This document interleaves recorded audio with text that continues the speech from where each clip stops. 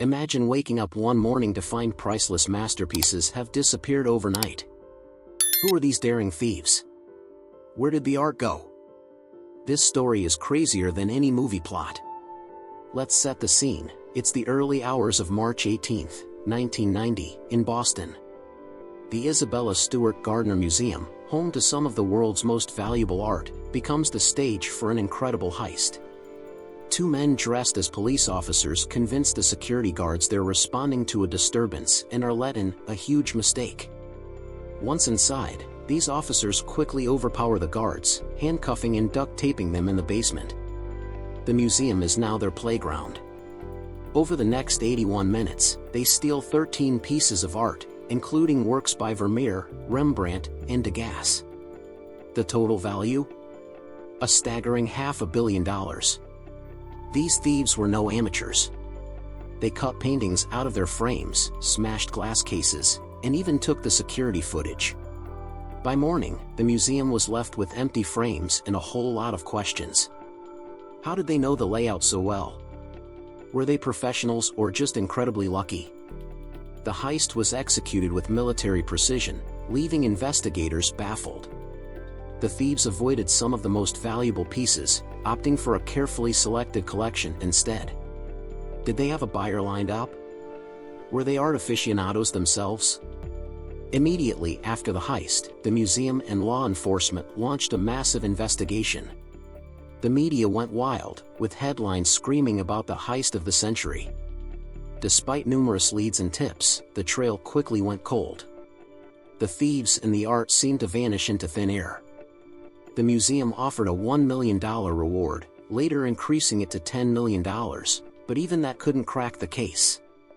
Among the stolen pieces were Vermeer's The Concert, Rembrandt's Storm on the Sea of Galilee, and Degas' sketches. These weren't just expensive, they were irreplaceable. The Concert alone was valued at over $200 million. These pieces were more than just money. They held immense cultural and historical significance. Each was a masterpiece, a window into the past that can't simply be replaced. The heist didn't just rob the museum, it robbed the world of invaluable cultural treasures. Take Rembrandt's Storm on the Sea of Galilee, his only known seascape. This painting captures a dramatic, turbulent scene, showcasing Rembrandt's incredible talent. Its loss is a huge blow to art lovers and cultural heritage. The painting depicts a stormy sea with Christ and his disciples struggling against the waves, a powerful image of faith and perseverance now lost to public view. Then there's Vermeer's The Concert. Vermeer's work is incredibly rare, with only about 34 known paintings in existence. The concert depicts three musicians performing together, a serene and intimate scene now lost to the public. Vermeer's mastery of light and composition makes this piece especially significant. Its absence leaves a gaping hole in the world of art history. The Degas sketches, while smaller, are equally significant. Degas' ability to capture the grace and movement of ballet dancers is unmatched. These sketches offer a glimpse into his creative process and artistic genius. Losing them is like losing a piece of art history itself. Now, let's talk about the most intriguing suspect, Myles Connor, a notorious art thief known for his dramatic heists. Though Connor was in prison during the Gardner heist, his past escapades made him a prime suspect. This guy once stole a Rembrandt from the Museum of Fine Arts in Boston, using it as leverage to negotiate a reduced sentence for another crime. Myles Connor's story actually begins in his childhood. Born and raised in Massachusetts, Connor had an early interest in art. His father was a police officer, which ironically seemed to prepare him for his future career in crime. As a child, he frequently visited local museums and art galleries, admiring the artworks.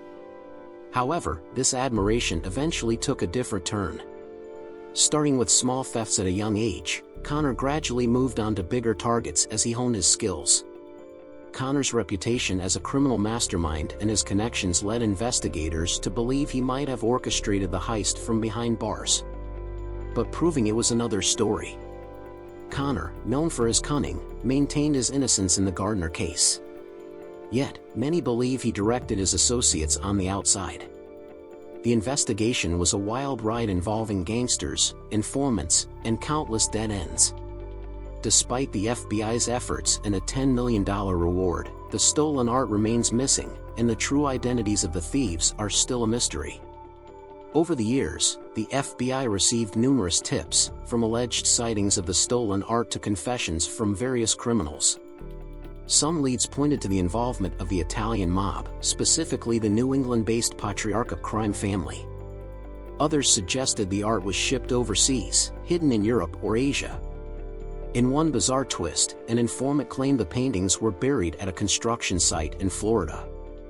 This led to an excavation, but nothing was found. Another tip suggested the art was hidden in an Irish mansion, but again, the search came up empty. Myles, despite his notoriety, always had a knack for slipping through the cracks. He wrote a book about his life as an art thief, adding fuel to the speculation that he knew more about the Gardner heist than he let on. Connor's charm and intellect made him a fascinating character in the world of art crime, and his possible involvement in the Gardner heist only adds to his legend. As the years went by, some of the original suspects passed away, taking their secrets to the grave.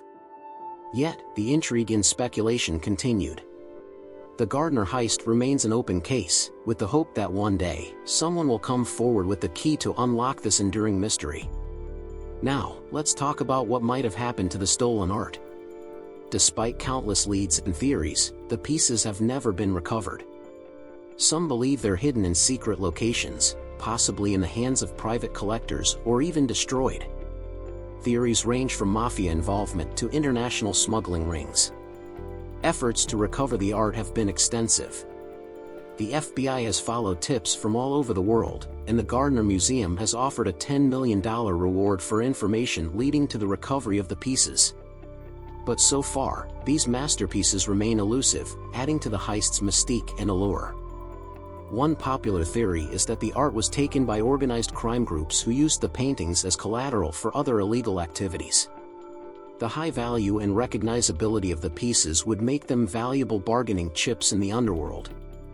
Another theory suggests that the art was stashed away in a secret location, waiting for the right moment to resurface. Over the years, several pieces of evidence have surfaced, including potential sightings and alleged offers to return the art. However, none of these leads have panned out. The art world continues to watch and hope for a breakthrough, knowing that each year that passes makes recovery more challenging. The Gardner Museum has not given up hope. They have created a dedicated section on their website, displaying the empty frames where the stolen art once hung. This serves as a reminder of the loss and a call to action for anyone with information to come forward. The empty frames are a poignant symbol of the cultural void left by this audacious theft. Despite the lack of resolution, the story of the Gardner heist continues to captivate the public. The mystery, the audacity, and the cultural significance of the stolen pieces make this an enduring story that people hope will one day have a satisfying conclusion. In conclusion, the Isabella Stewart Gardner Museum heist remains one of history's most fascinating unsolved crimes. The audacity of the thieves, the immense value of the stolen art, and the mysteries surrounding their fate continue to captivate people around the world. Will these priceless pieces ever be found? Only time will tell. In the meantime, if you enjoyed this deep dive into one of the art world's greatest mysteries, don't forget to hit that like button and subscribe for more intriguing stories. Who knows, maybe one day we'll be back with an update on this incredible heist.